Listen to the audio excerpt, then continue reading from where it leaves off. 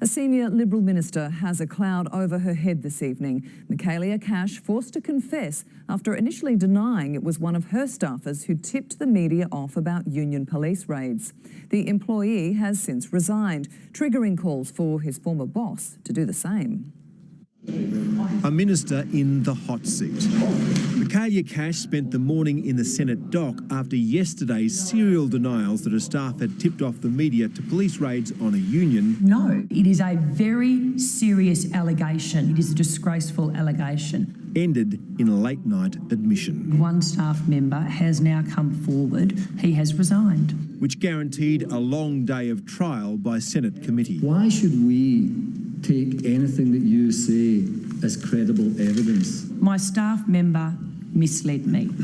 I am incredibly disappointed. Minister, have you considered resigning? No, I have not. But she has asked the agency that called on the raid to investigate, and that could have serious consequences for the government. One course of action which I would ask you to consider is referring the matter to the Australian Federal Police.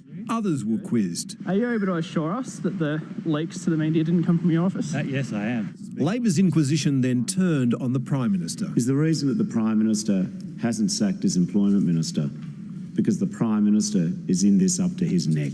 Malcolm Turnbull staunchly defended his minister. She has ensured that the standards of integrity, impartiality are applied to the union movement. But there was no defence of the now departed Press Secretary. A very, very wrong, improper act of indiscretion. Tomorrow, the future of two other cabinet ministers will be on the line when the High Court rules whether they and 5 senators are eligible to sit in Parliament. This could be your last day in Parliament, Barnaby.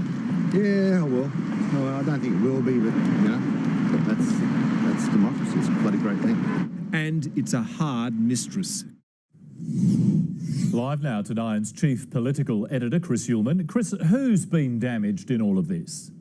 Well, first, Andrew, the Registered Organisations Commission that called on the raid. If it turns up nothing, its credibility is shot. The Australian Federal Police wrongly accused of being a political weapon when it was simply acting on a lawful warrant. The Press Secretary, who was sacrificed when it seems unlikely that he was the man who directed camera crews to the raid. And of course, the Minister, Michaelia Cash, is wounded and will face more tough days before this episode ends. To the Prime Minister, once again forced from attack to defence. And the winner in all this, Andrew, is the man who was the target, Opposition Leader Bill Shorten, who consistently outplays the coalition on politics. Chris, thank you.